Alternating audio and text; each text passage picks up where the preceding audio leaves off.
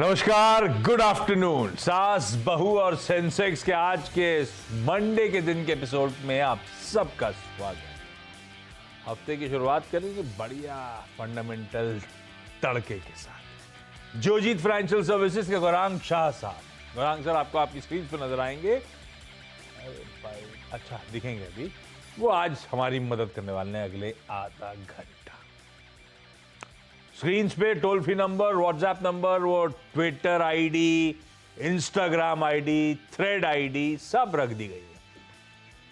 आपको करना बस ये है कि रीच आउट करना है, सवाल भेजने, और हमारी टीम आपसे फिर कांटेक्ट करेगी, क्योंकि लाइव जब आप लोग जुड़ते हैं इस शो में तब आपकी क्वेरीज इस प्लेटफॉर्म के थ्रू हम रेज करते हैं। तो कुछ कोऑर्डिनेशन होगा हमारे बैकएंड से और फिर आप लोग इस शो में शिरकत करते हुए नजर आएंगे।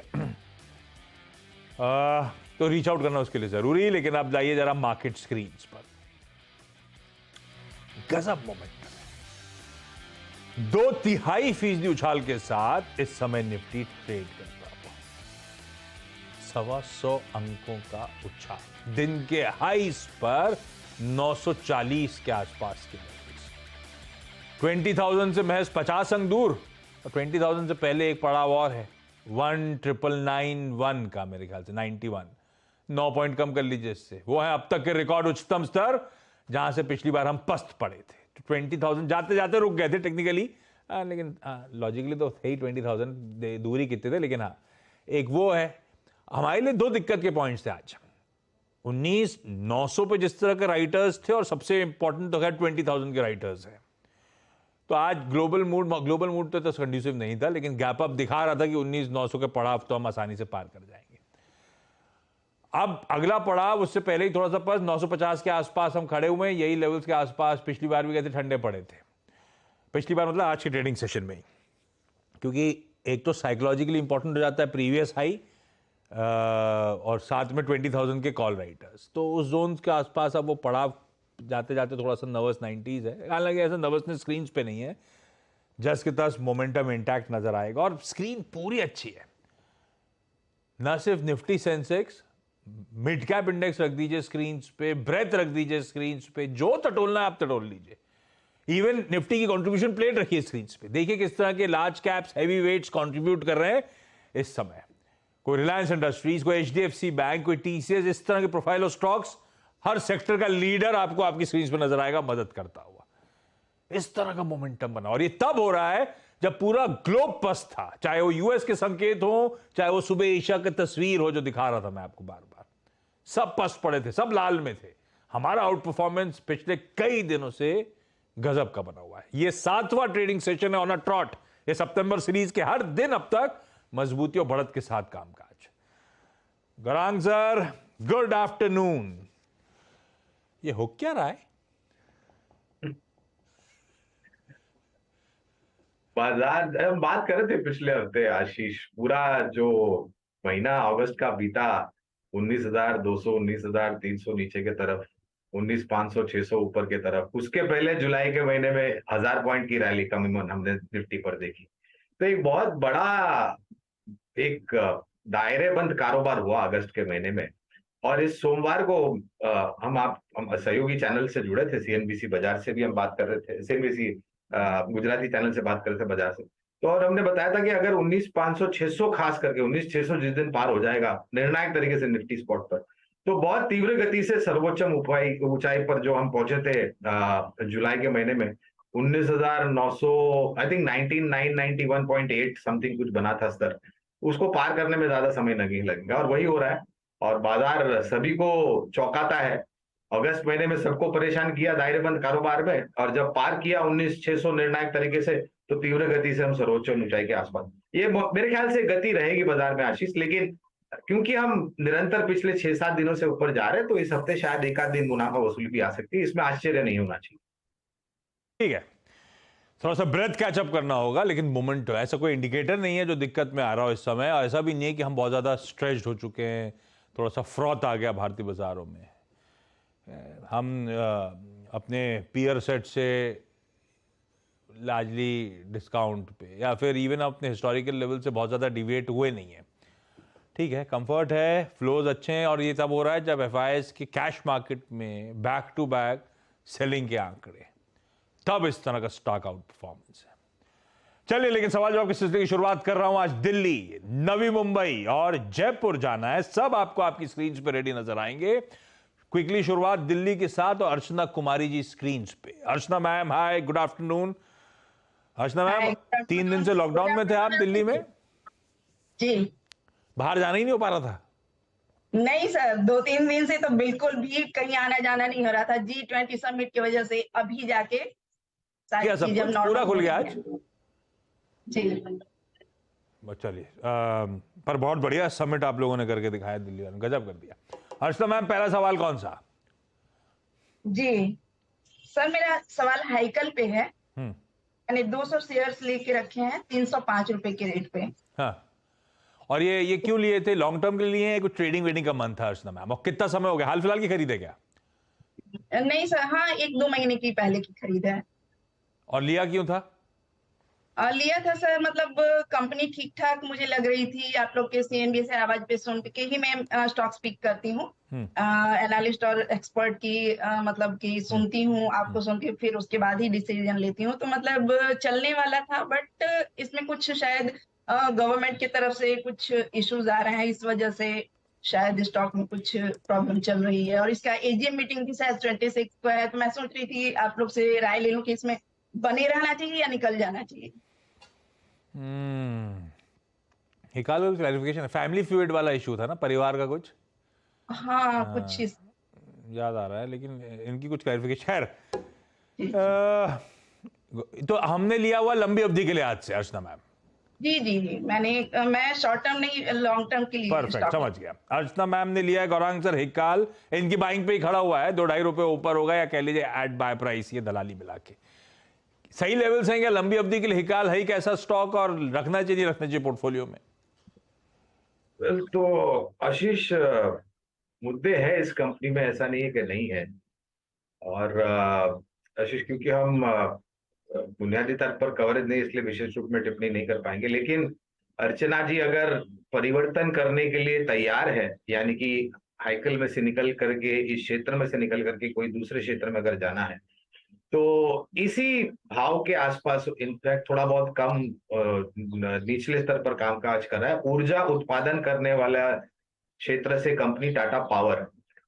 इस कंपनी के बारे में हमने पहले भी चर्चा की है। तो अगर अर्चना जी को हाइकल में से मन बना करके अगर निकलते हैं और परिवर्तन करना चाहते हैं अर्चना जी, तो हमारी राय में टाटा पावर एक बेहतर विकल्प होगा। और ऊर्जा उत्पादन करने वाले क्षेत्र को सरकार के तरफ से जो नीतियों में अभी हाल बदलाव हुआ है, उसमें एक बहुत बड़ा परिवर्तन आ रहा है।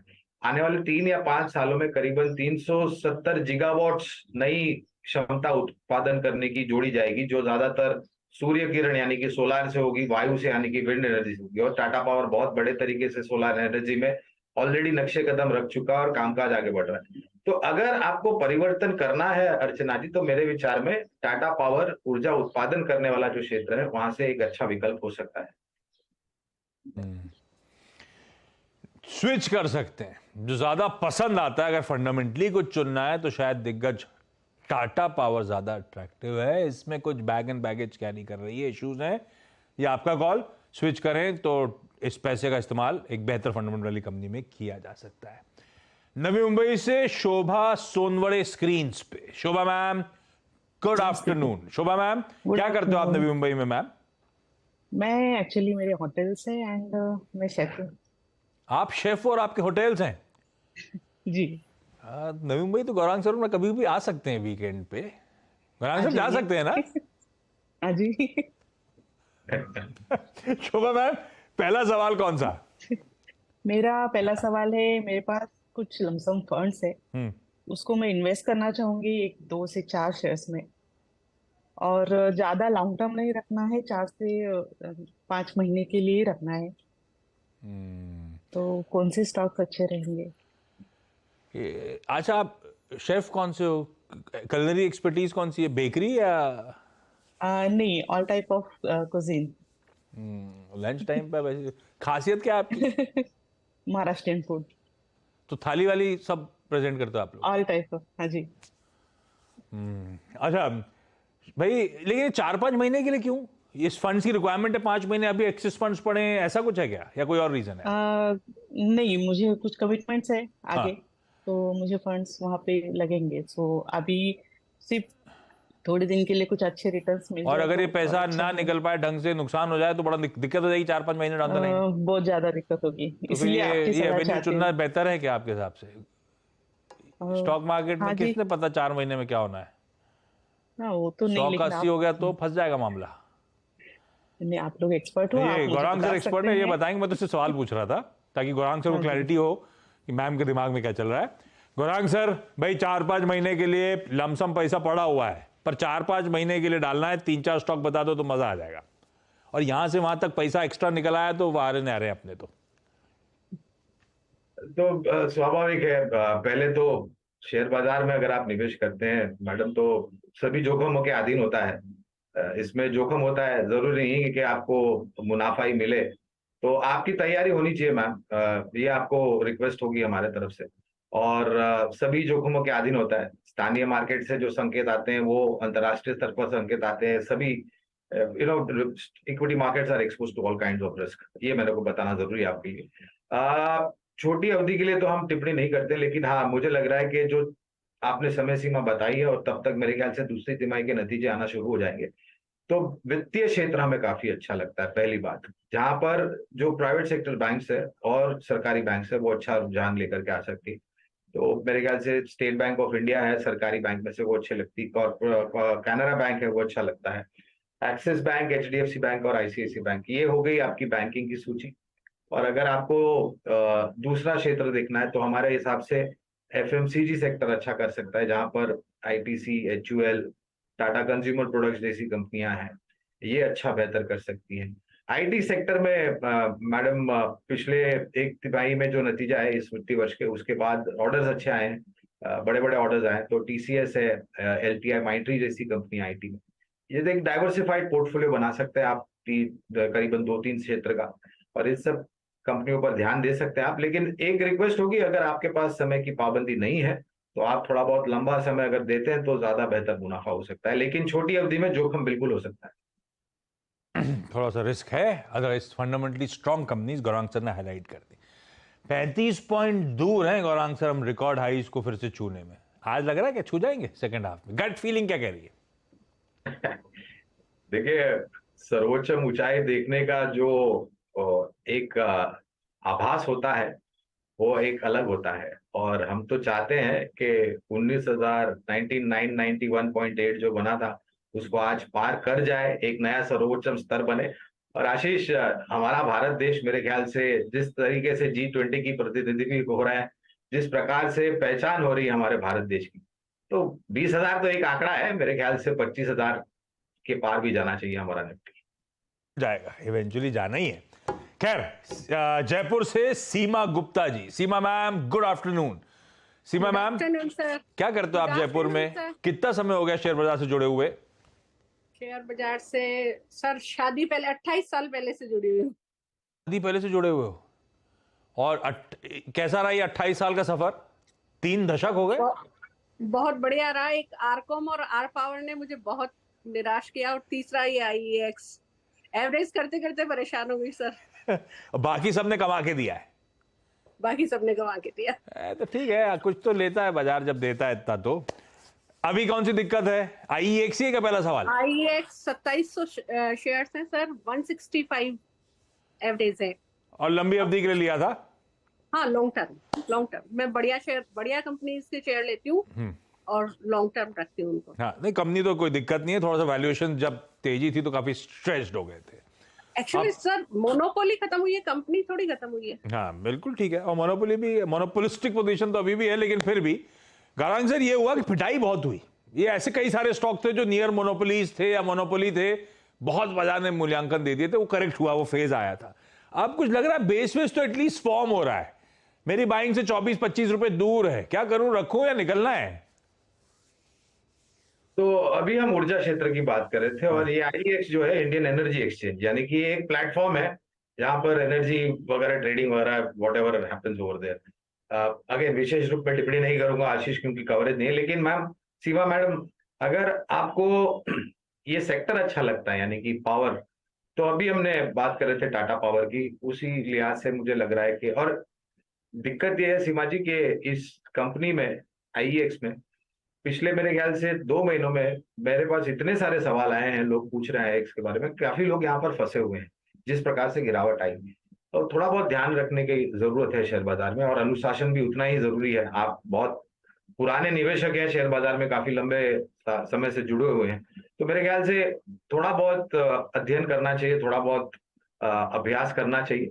और अगेन विशेष रूप में टिप्पणी नहीं करूंगा क्योंकि कवरेज है, लेकिन जैसे मैं पहले बता रहा था, ऊर्जा सेक्टर, ऊर्जा उत्पादन करने वाला, एनर्जी प्रोडक्शन प्रोड्यूसिंग सेक्टर जो है वो हमें अच्छा लगता है। टाटा पावर जैसी कंपनी है, टोरेंट पावर अच्छा लगता है हमें बुनियादी तौर के आधार पर। एनटीपीसी जो कि एक सरकारी कंपनी और एक काफी सालों बाद एक ब्रेकआउट यहाँ पर हम देख रहे हैं, तो इसमें से अगर आप परिवर्तन करना चाहते हैं तो ये और विकल्प है। पावर ग्रिड है दूसरा, जो कि ऊर्जा वितरीकरण से ताल्लुक रखता है। सीमा जी, आप वहां पर भी निवेश कर सकते हैं अगर नजर लंबी अवधि का। Take fundamental view Gaurang sir ने बताया आपको क्या पसंद आ रहा है। टेक्निकली चाचा भतीजा निफ्टी लेकर आऊंगा 1 बजे सोशल मीडिया प्लेटफॉर्म्स पे।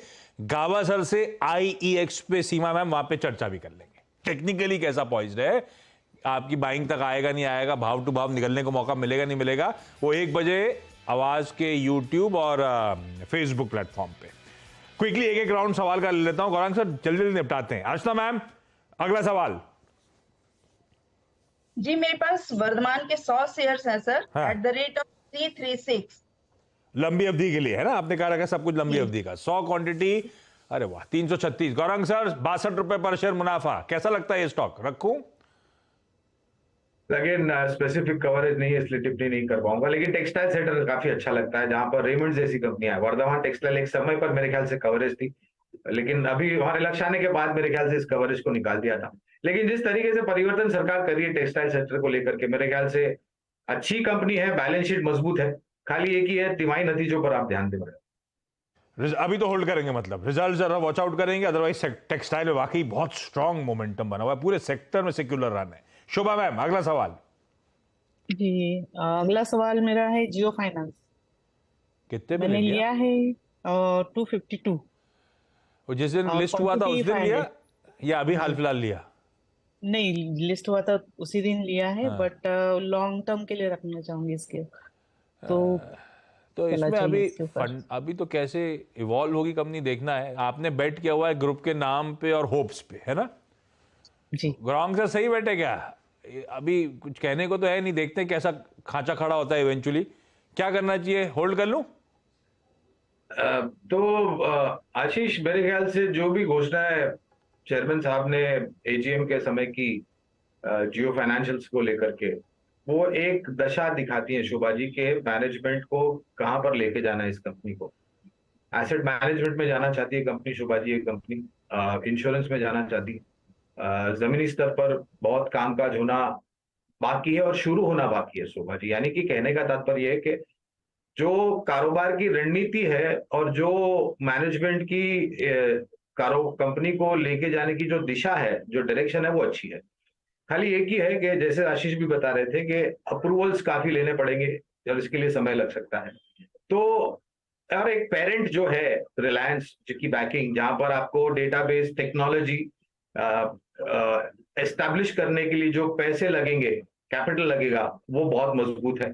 और नेटवर्किंग जो रिलायंस की है उसका फायदा जियो फाइनेंस को मिलेगा। तो फिलहाल तो कवरेज नहीं, लेकिन मैं, और हमारी कवरेज रिलायंस इंडस्ट्रीज पर है, जबकि एक कारोबार हुआ करता था रिलायंस के। तो I think plans are good, only thing is implementation is what we'll have to wait and watch. चलिए, इस नोट पर Archana ma'am, Shobha ma'am, Seema ma'am, thank you so much जुड़ने के लिए। गौरांग सर, सारी क्वेरीज को ब्यूटीफुली सॉल्व करने के लिए आपका भी धन्यवाद। कोई छोटा सा ब्रेक के उस पार क्विक मार्केट चेक। 9950 950 पे खड़े हैं हम लोग, 20,000 की तैयारी।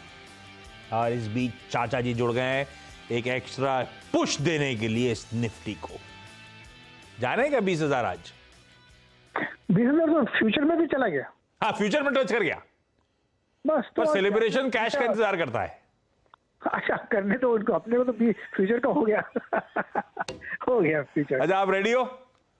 एकदम बिल्कुल तैयार हूँ, आप बस बोलो। मैं ऊपर जा रहा हूँ, मतलब ऊपर वाले फ्लोर पे जा रहा हूँ, चाचा जी के साथ शुरू करना। सैटरडे संडे छुट्टी होना चाहिए, बड़ा है 3 दिन का छुट्टी चाहिए और 4 दिन काम चाहिए। I agree. इसमें एक काम कर सकते हैं, सैटरडे संडे के बाद वेडनेसडे हॉलीडे हो, तो 2 दिन काम 1 दिन छुट्टी, 2 दिन काम 2 दिन छुट्टी, ऐसा सीक्वेंस बहुत बढ़िया रहेगा। फर्स्ट क्लास, बहुत अच्छा रहेगा। वेडनेसडे को छुट्टी करना चाहिए। एक मुहिम चलाते हैं। ये आवाज तो आप ही पहुंचा सकते हो रेगुलेटर्स तक, आप प्लीज जरा चाचा जी से बातचीत कंटिन्यू करें। अच्छा, एक आईएक्स का चार्ट रेडी रखिएगा चाचा जी। एक हाँ अभी जी, बिल्कुल, सीमा जी जुड़ी थी, उनका इशू था आईएक्स पे, मैं आता हूं उनका सवाल लेके ऊपर, तो अपन बातचीत बिल्कुल, करें। बिल्कुल। चलिए बस ब्रेक के उस पार आवाज के social media platforms, YouTube, Facebook, Instagram, सब पे चाचा भतीजा निफ्टी, तब धड़ाधड़ आपकी सारी दिक्कतें, क्वेरीज सॉल्व कर देंगे। इस नोट पर आज के शो में इतना ही। कल फिर मुलाकात सास बहू और सेंसेक्स में 12:27 पर। नमस्कार।